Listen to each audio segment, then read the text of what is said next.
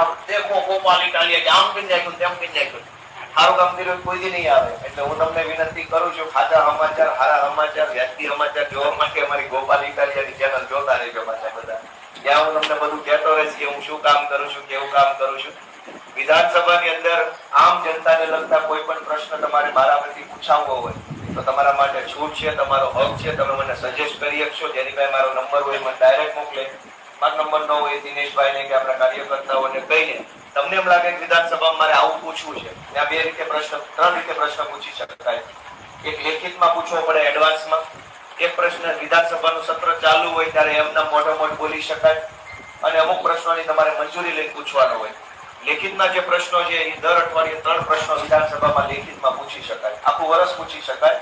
એનો જવાબ દર 6 મહિને આવે. તાત્કાલિક જવાબ ન આવે પણ પૂછેલો હશે તો એ કાગળ ઉપર રહે છે. તમને કોઈને એમ લાગતું હોય કે ગોપાલભાઈ વિધાનસભામાં આ પૂછવું જોઈએ તો તમે મને કહેજો. તમે ધારાસભ્ય છો, તમારો પ્રશ્ન જોશું, એની ભાષા કઈ રીતની છે, એ વ્યાજબી છે કે કેમ, એ સામાન્ય લોકોને લાગુ પડતો છે કેમ, એ બધું જોઈ યોગ્ય પ્રશ્ન છે તો અમે પૂછી લેશું વિધાનસભામાં.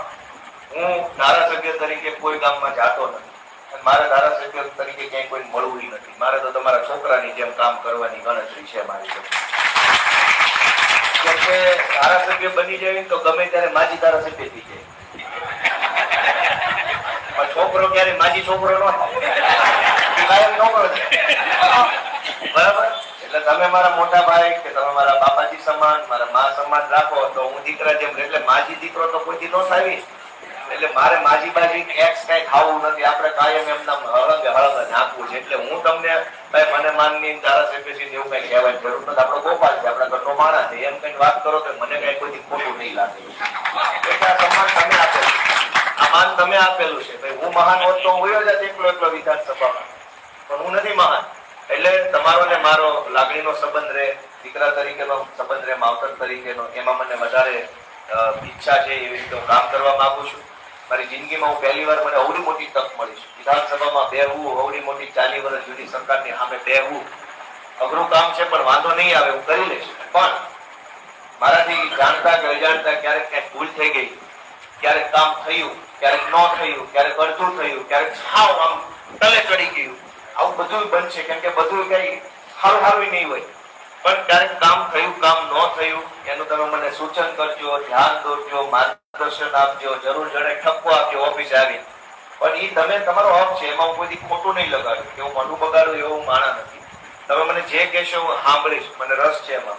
પણ તમારે મારું ઘડતર કરવાનું. તમને જેવો નેતા ગમતો હોય, તમારે મને જેવો મોટો નેતા બનાવવો હોય એ રીતનું તમારે મારું ઘડતર કરવાનું છે. એવી હું તમારા બધા પાસેથી આશા રાખું છું. કામ થાય તે કામ ક્યારેક ન થાય, કેમ કે કોઈ જાદુની છડી ટાઈપની વાત નથી. હું કોશિશ મારી ઈમાનદારીથી કરીશ. પણ ક્યાંક ભૂલ પડી જાય તો તમારે ધ્યાન દોરવાનું છે. પછી એમાં નારાજ ન થઈ જતા પાછા ઘડીક વારમાં, કેમ કે અમારે માન મેળ પડ્યા ભાઈ કે આને કેવું મેં કીધું કમાવતા બરાબર માન વાળા ગોળીઓ બંધાવવાનું 10 વર્ષ સંઘર્ષ કર્યો છે અમે.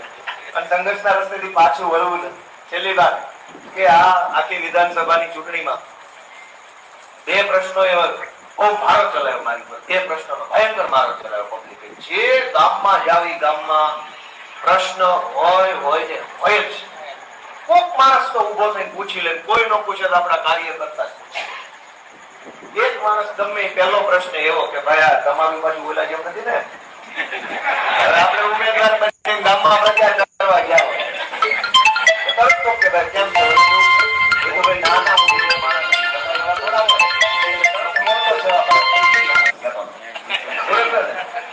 અરે મેં કીધું કાકા પણ બધા એની જેવા ન હોય. હું તમે જો હું સંઘર્ષનો માણસ છું, આમ છું તેમ છું, સારો માણસ છું, આ બધા એમ જ કહેતા હતા. મેં કીધું હવે હું જવાબ આપવાનો, જે બોલવું એનો વળતો જવાબ એવો આવે. આમ જ કહેતા હતા.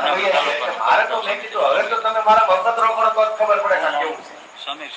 બીજો પ્રશ્ન બહુ એવો મહત્વનો કામો ગામ લોકોએ પૂછ્યો. ચાલો એ પૂછો ભાઈ બોલા જેવું નથી થવાનું, નહીં નથી થવાનું. બીજો પ્રશ્ન બધા એ પૂછો કે હાલો ભાઈ તમને મત દેવી પછી પાછા શું છે આવવાનું, કઈ યોજના કરી તમારી પાસે રિટર્નમાં આવવાની કઈ કે આ કોઈ આવતું જ નથી કે જેને મત આપ્યા એ યાદ આવે.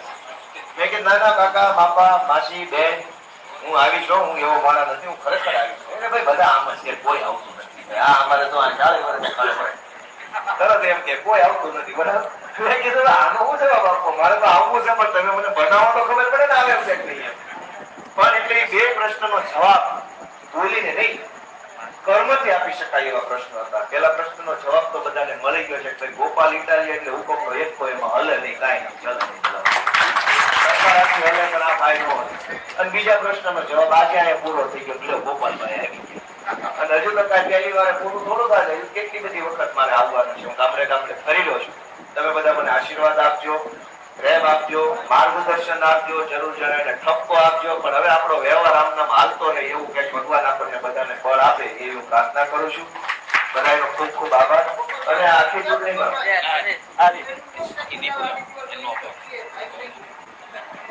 મારા ફોન આવે છે એટલે બહુ ઉતાવળ છે, ફોન છે, લાવો. તુલસીભાઈ ભાઈ આ ચૂંટણીમાં બહુ મોટું કામ કર્યું છે. તુલસીભાઈ, રજનીભાઈ અમારા લગભગ 10 કેવા ઉમેદવાર હતા, ખબર છે તમને ભાઈ? 123 મત મળ્યા આપણને. તુલસીભાઈ અમારા સુરતના બહુ જ મજબૂત કાર્યકર્તા છે, બહુ હોશિયાર માણસ છે, જબરજસ્ત હોશિયાર માણસ છે. એને તમે આટલું કામ હોતું હોય ને એટલે એની કોઠા ઉપર આટલું કરીને આવે ને એમાં કોઈ ફોલ્ટ ન કાઢી શકે. અત્યારે મારી ઓફિસ ખોલવાની છે, ઓફિસ સેટઅપ કરવાનું છે, બધું જ કરવાનું છે. તો આમ આદમી પાર્ટી વતી મનોજભાઈ એને જવાબદારી ઓફિસ એટલું જ્યાં વિસાવદર એટલે ઓફિસનું બધું કામ સોંપાશે. તો એની ઉપર ભરોસો કેવડો છે, એની આવડત કેવડી છે, તમે કલ્પના કરો.